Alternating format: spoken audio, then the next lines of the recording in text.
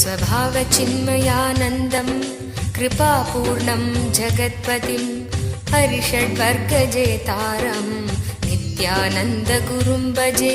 स्वभावचिन्मयानन्दं कृपापूर्णं जगत्पतिं हरिषड्वर्गजेतारं नित्यानन्दगुरुं भजे।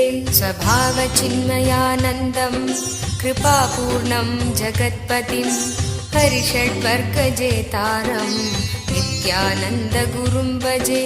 स्वभावचिन्मयानन्दं कृपापूर्णं जगत्पतिं हरिषड्वर्गजेतारं नित्यानन्दगुरुं भजे। ईक्षणात्रयविध्वंसं गुणावस्थाविवर्जितं सर्वदेवं सर्वमदं नित्यानन्दगुरुं भजे। ईक्षणात्रयविध्वंसं गुणावस्थाविवर्जितं सर्वदेवं।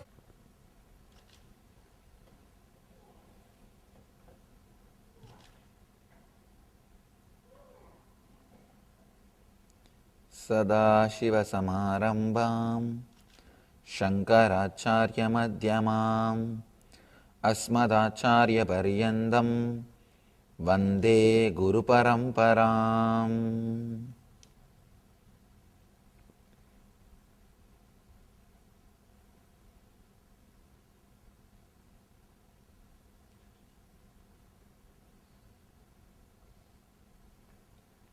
नमः शिवाय। I welcome you all with my love and respects.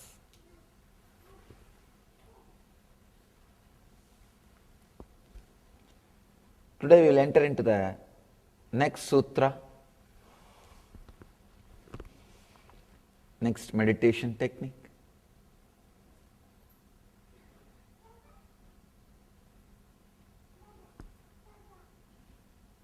Mahadeva, the author of this technique, the author of this great book, Shiva Sutras,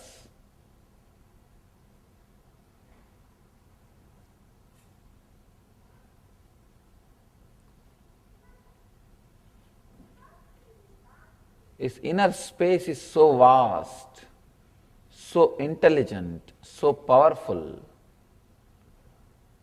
He created meditation techniques almost for every possible human being. Every possible human being. Somebody asked me the other day, Swamiji, how do you know this book is written by Shiva? Somebody else would have wrote it and attributed to Shiva's name. Who knows? Anybody who can write the book of this caliber, this standard, he is Shiva, no doubt. He has experienced Shiva consciousness, no doubt. Unless you experience, see the very truth, all the details, all the subtle things he knows, that is enough. The author is a rare being. Nothing else is required. Just the very proof that the author knows all the rare details. Understand? Unless you know all the rare details, you cannot give solution. You cannot look at the same thing from so many angles. Very small change in a sutra, very small change in a technique, but helps totally different kind of human beings. Sometimes I am surprised what sophisticated level the society would have been when these sutras were delivered. See, the more the society is sophisticated, it will have more mental problems. That's the truth. You won't have too many mental problems unless society is sophisticated. Because you don't have too much energy. You will not have depression if you have poverty. Because you don't have enough energy to sit, eat, find out some reason to get depressed.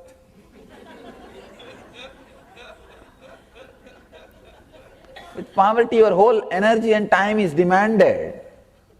See, actually, I always tell people, depression is a luxury. Now, unless your basic needs are fulfilled, you can't have depression. Unless it is fulfilled, and you have enough time and energy, which is not directly required to be productive, then you create something. You just sit and create some reason to get depressed. I've never heard the word depression in the Indian villages, because they have enough of things to do. You can't, there's no time to get depressed. Depression is a luxury. I was surprised when I read the solution for all the problems which he talks about. Then 10,000 years ago, there must have been such a high sophisticated society with all the luxury. That is why he is giving solution for all these problems. See, if Buddha is teaching, don't steal, means in his time the stealing was there. Thieves were there. Otherwise, why should you teach?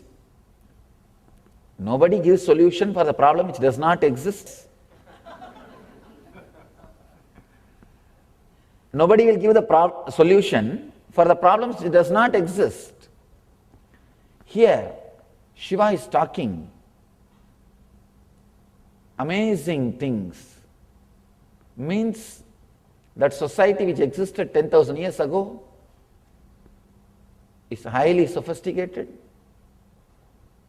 which was having all kinds of problems also. Because solution for all the problems which modern day men face are available just in this one book, Mahadeva's Shiva Sutras. Shiva Sutras has got so many books, so many volumes. This I selected from one part. The book which I am commenting, that part is called Vijnana Bhairava Tantra. Shiva taught 64 tantras. In one tantra he gives 112 meditation techniques. That is Vijnana Bhairava Tantra. We are working on that book. 35th Sutra. We are working on the 35th meditation technique. Day before yesterday, we saw one meditation technique. Yesterday we studied another one meditation technique. Today we are starting 35th meditation. Yesterday what we saw is 34th, but day before yesterday what we saw is not 33rd. It was a technique which I did not speak during my last trip to Vancouver. We did not have that discourse, so day before yesterday I spoke on that. Yesterday new sutra, and today also one more new sutra.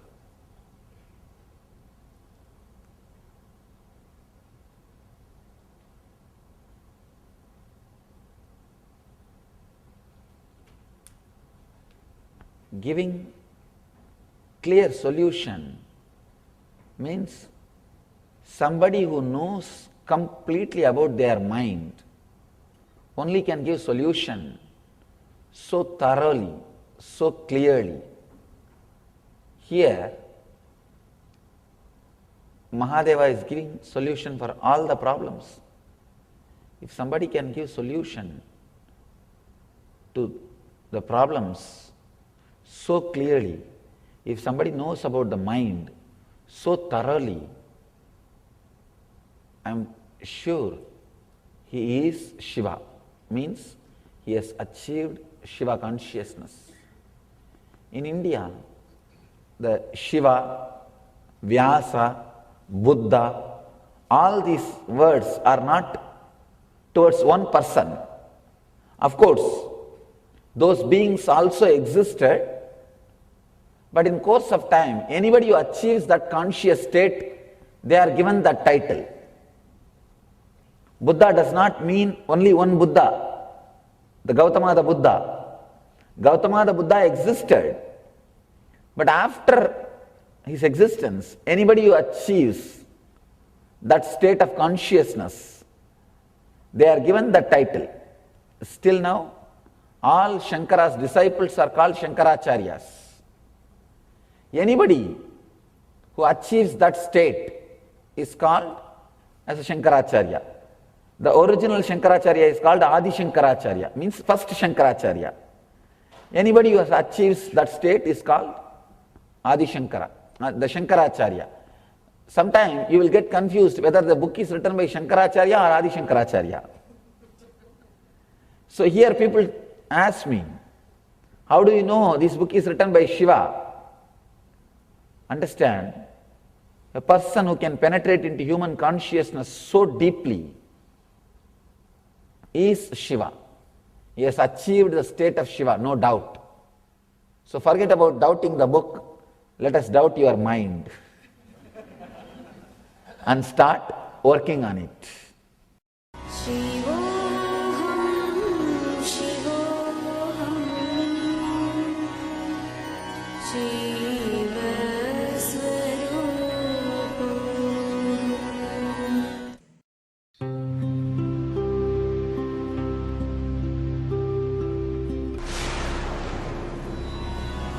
Shivoham, Shivoham, Shiva Swarupam. India has given birth to great Paramahamsas, mystics, saints, and divine avatars who have consistently delivered this world from darkness to light.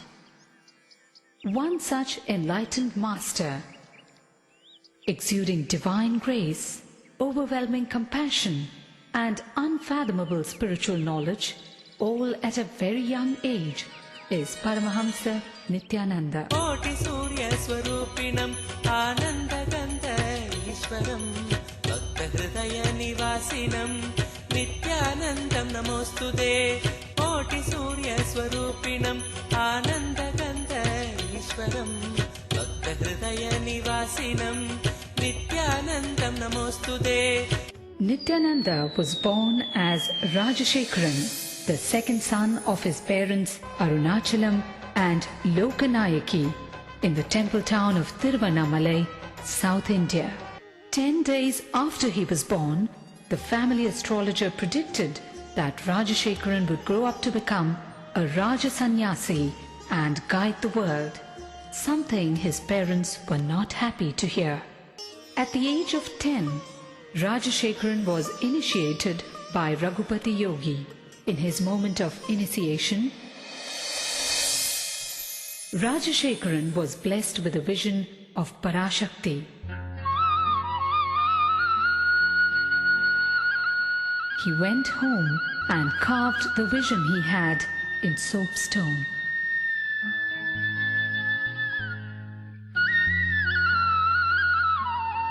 One day, Rajashekharan was found etching a complex shape on a copper foil. It was the sacred Shri Chakra. The Shri Chakra is believed to be a diagrammatic representation of the cosmos. Shri Ramana Maharishi, Shri Ramakrishna Paramahamsa and Sharada Devi were sources of inspiration for young Rajashekharan. At the age of 12, on the sacred day of Buddha Purnima, Rajashekharan had an intense encounter with the divine, an out-of-body experience that was to change the course of his life.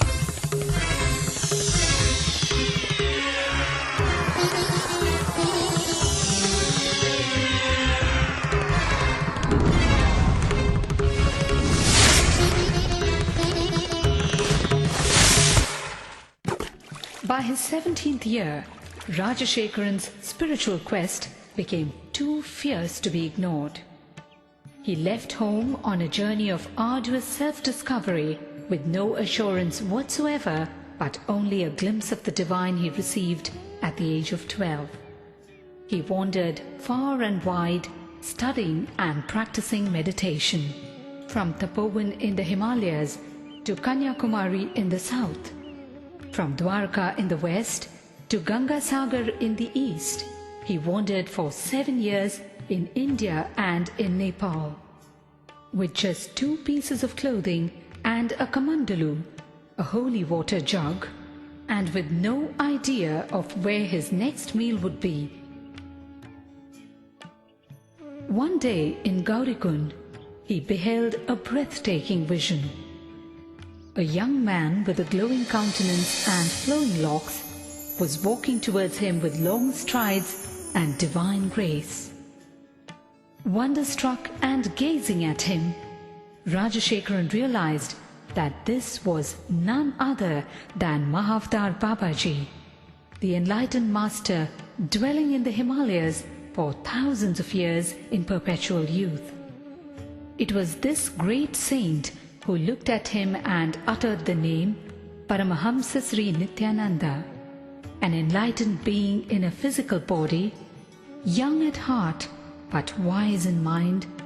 Rajashekaran undertook years of rigorous penance, intense meditation practices, and in-depth study of yoga, tantra, Vedanta, and Shiva philosophies before he attained the ultimate state of consciousness, the state of Nithyananda, or eternal bliss.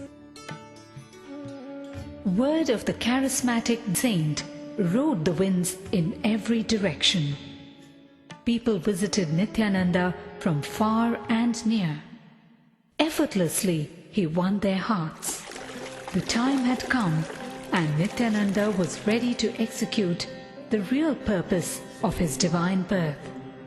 The purpose as a guru, as a master to the entire humanity.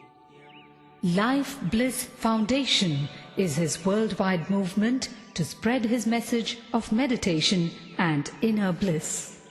With its spiritual nerve center in Bangalore, India, and its Western Hemisphere headquarters in Los Angeles, USA, it operates through 1,000 centers and over 78 upcoming ashrams in 30 countries, causing transformation of humanity through transformation of the individual.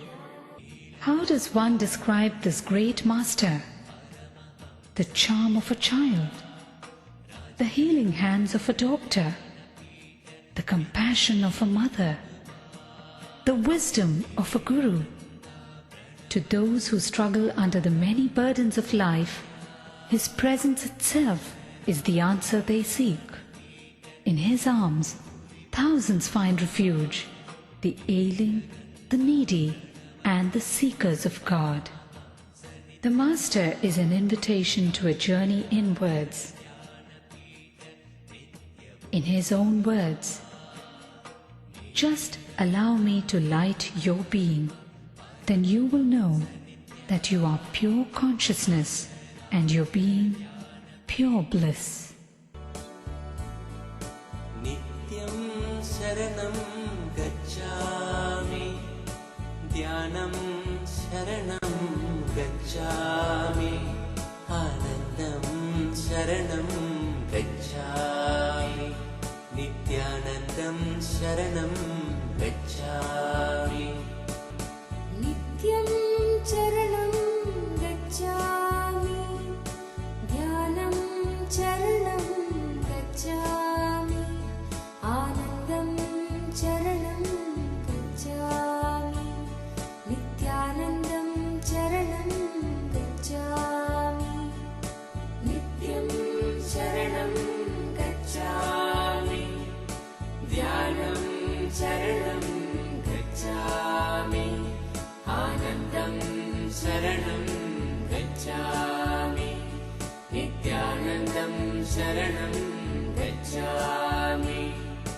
Nityam Sharanam गच्छामि ध्यानं शरणं गच्छामि आनन्दं शरणं गच्छामि नित्यानन्दं शरणं गच्छामि नित्यं शरणं गच्छामि ध्यानं शरणं गच्छामि आनन्दं शरणं गच्छामि नित्यानन्दं